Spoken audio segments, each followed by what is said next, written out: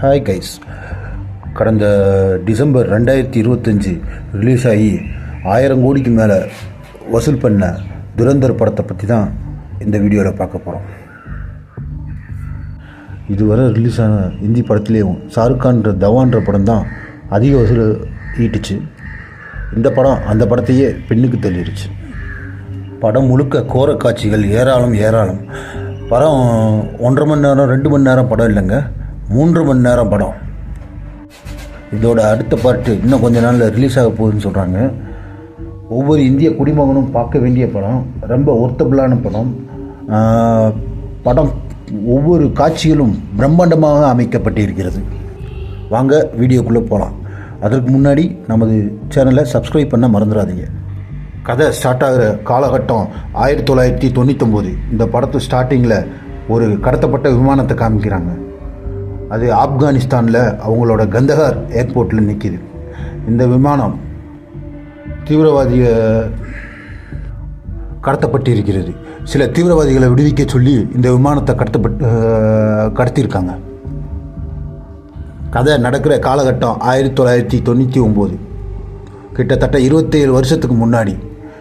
கடத்தப்பட்ட இந்த ஃப்ளைட்டில் இருக்க நம்ம மக்களை, பயணிகளை காப்பாற்றுறதுக்காண்டியும் அவங்க செத்து போயிடுவாங்க வேறு வழி இல்லைன்றதுக்காண்டியும் தீவிரவாதிய கோரிக்கையை ஏற்றுக்கிட்டு அரசாங்கம் அந்த 3 தீவிரவாதிகளையும் ரிலீஸ் பண்ண சொல்லிடுறாங்க. இந்திய உளவுத்துறை தலைவர் மாதவனும் இந்திய வெளியுறவுத்துறை அமைச்சர் பேசிக்கிறாங்க.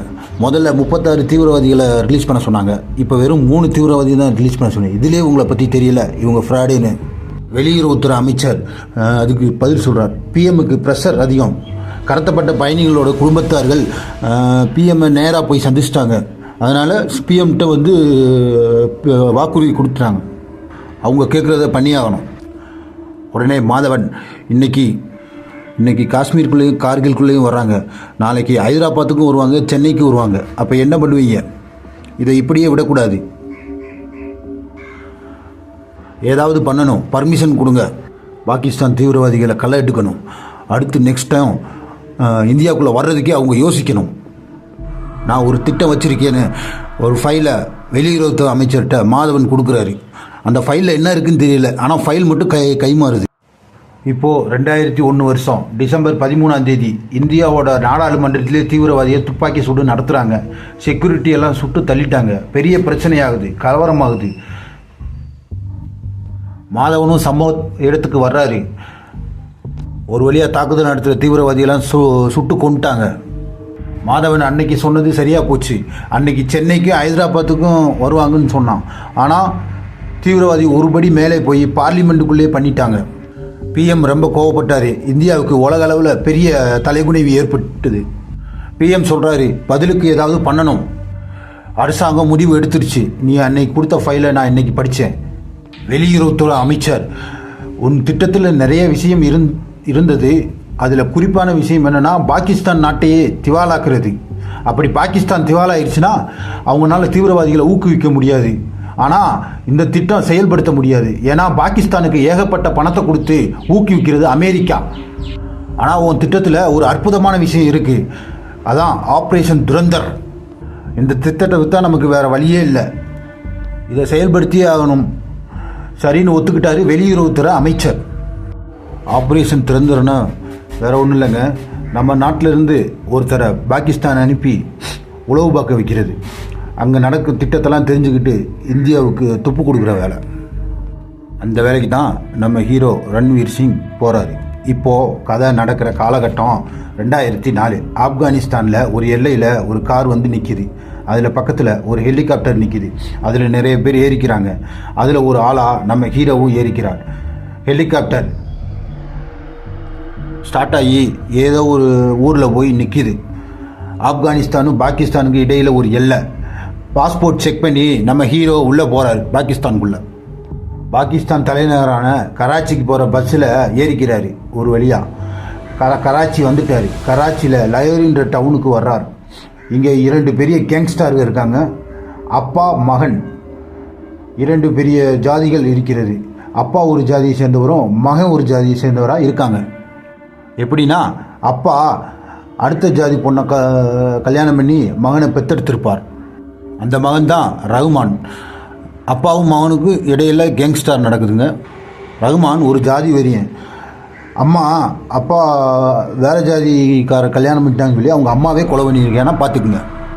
லயோரியில் நடக்கிற எல்லா பிரச்சனைக்கு காரணம்னா ரகுமான் தான். தீவிரவாதிகளுக்கு துப்பாக்கி வெப்பன்ஸ் சப்ளை பண்ணுறது, எங்கெங்கே குண்டு வைக்கிறது, எங்கெங்கே எந்தெந்த நாட்டுக்குள்ளே சதி பண்ணுறது பூரா ரகுமான் தான் கேங்ஸ்டர். ஹீரோ ஒரு ஜூஸ் கடையில் வேலைக்கு சேர்ந்துக்கிறாரு. அந்த கடையிலே வேலை பார்க்குறாரு. எல்லா வேலையும் செய்கிறாரு. துடைக்கிறது, ஜூஸ் போடுறது, டீ காஃபி போடுறது எல்லாமே.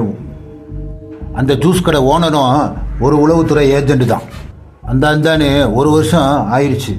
ஹீரோவும் ஒரு வருஷமாக அந்த ஜூஸ் கடையிலே வேலையை பார்க்குறாரு. ஏரியாவில் ஏதோ விசேஷம் வருது போல், ரம்ஜான் ஃபங்க்ஷன். ரகுமானோட பேனரும் போஸ்டரும் ஊர் பூராமல் இருக்குது. நிறைய அன்னதானம் நடக்குது. நம்ம ஹீரோவும் அந்த அன்னதானத்தில் கலந்துக்கிறாரு. அந்த ஜூஸ் கடை ஓனர் நம்ம ஹீரோவை ஒரு டீ கடைக்கு கூட்டு போகிறாரு. அப்பா கேங்கில் இருக்க உளவாளி ஒருத்தர் வர்றாரு, 3 பேரும் மீட்டிங் போடணும் அப்படின்னு சொல்லி கூட்டு போகிறாரு. 3 பேரும் அந்த ஜூஸ் கடையில் சந்திக்கிறாங்க. உளவு செய்தி என்னன்னா, இன்னைக்கு நடக்க போகிற ஒரு ஃபங்க்ஷனில் ரகுமானோட 2 பசங்களும் கலந்துக்கிற போகிறாங்க.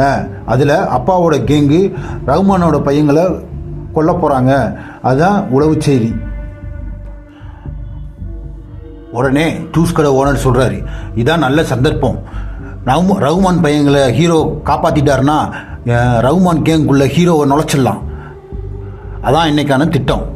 இவங்க 3 பேரும் அந்த ஃபங்க்ஷனுக்கு போகிறாங்க. ஒரு வழியாக ஃபங்க்ஷனும் ஸ்டார்ட் ஆகுது. ரகுமானோட பையங்க ஃபங்க்ஷனுக்கு வர்றாங்க. 2 பேரும் ஃபங்க்ஷனை கலந்துட்டு திரும்பி வீட்டுக்கு போகிறதுக்கு கார் பக்கத்தில் வர்றாங்க.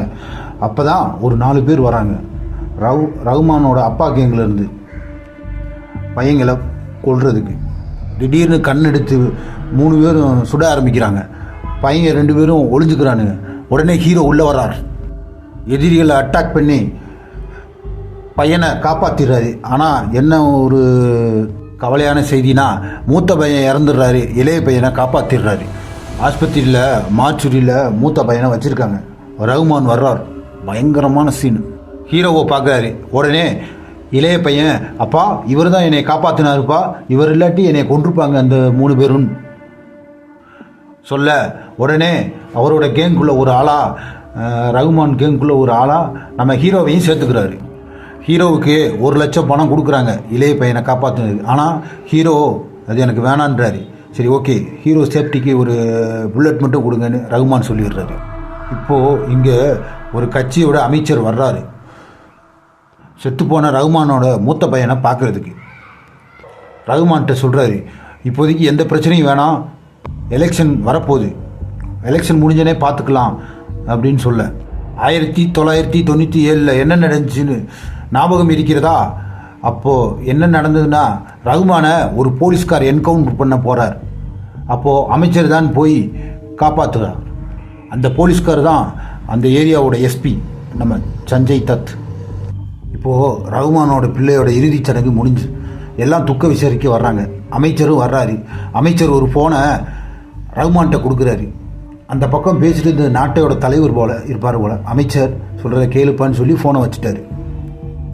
ஆளுங்கட்சி ரகுமானுக்கு சப்போர்ட்டு, எதிர்கட்சி அப்பா கேங்குக்கு சப்போர்ட்டுன்னு ரகுமானோட தம்பி எடுத்து சொல்கிறார் நம்ம ஹீரோவிடம். இந்த ஏரியாவை ஆள்றது முக்கால்வாசி ரகுமான் கேங் தான், காவாசி தான் அப்பா கேங். அதையும் நாங்கள் இன்னும் கொஞ்ச நாளில் பிடுங்கிடுவோம். மொத்த கராச்சியும் ரகுமானோட கண்ட்ரோல் வந்துடும். வெளிநாட்டு பேக் துப்பாக்கி செய்கிற ஃபேக்ட்ரியை காமிக்கிறாங்க. அது பக்கத்தில் ஹீரோவுக்கு ஒரு ரூமும் கொடுத்து அங்கேயே தங்கணுன்றாங்க. ஒரு வழியாக ஹீரோ அவங்க கேங்கில் ஒரு ஆளாயிட்டார்.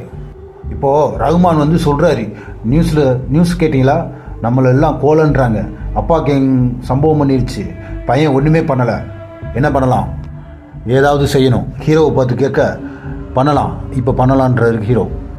ரகுமானை தவிர மற்ற கேங்கில் இருக்க எல்லாரும் ஆவேசமாக போய் அப்பாவோட கேங்கை மரண மாஸ் பண்ணுறாங்க, எல்லாத்தையும் கொள்றாங்க. உடனே அந்த இடத்துக்கு ரகுமான் வர்றாரு. இனிமே இந்த கராச்சிக்கு எல்லாம் நான் தான் டான்றாரு. இப்போது கராச்சியில் எலெக்ஷன் நடக்குது. ரகுமானோட ஆதரவு கட்சி ஜெயிச்சிருச்சு. கட்சி மீட்டிங் நடக்குது. எல்லாரும் வர்றாங்க. ரகுமானும் வர்றாரு. அது வரைக்கும் அந்த கட்சி கூட்டத்தில் இருந்தவங்க பூரா அமைச்சர் தான் வாழ்க வாழ்கன்றாங்க. ரகுமான் வந்தோடனே ரகுமானை பார்த்து எல்லோரும் வாழ்க வாழ்கன்னு சொல்ல ஆரம்பிச்சிட்டாங்க. அமைச்சருக்கு போகாமல் பொதுவாக கட்சின்னு இருந்தால் 2 பணக்கார முதலிகள் அந்த கட்சிக்கு ஸ்பான்சர் பண்ணுவாங்க. அவங்க கொடுக்குற பணத்தை வச்சு தான் கட்சி அரசியலில் நிற்கும். அவங்க என்னென்ன சொல்கிறாங்களோ அதெல்லாம் அந்த கட்சி கேட்கணும். அந்த மாதிரி 2 பெரிய பணக்காரங்களை காமிக்கிறானுங்க.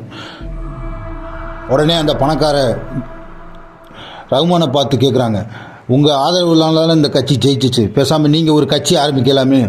ரகுமானை தூண்டிவிட ரகுமானும் யோசிக்கிறாரு. இப்போது அந்த அமைச்சரோட பொண்ணை காட்டுறாங்க. அவங்க பேர் தான் சாரா அர்ஜுன், படத்தோட கதாநாயகி. சாரா நம்ம ஹீரோவை பார்த்து சைட் அடிச்சிட்ருக்காங்க. அதை அமைச்சர் பார்த்துட்டாரு. ஓடி வந்து ஃபோனை புட்டி உடச்சி அந்த ஃபோனை நசுக்கி கீழே போட்டுறாரு.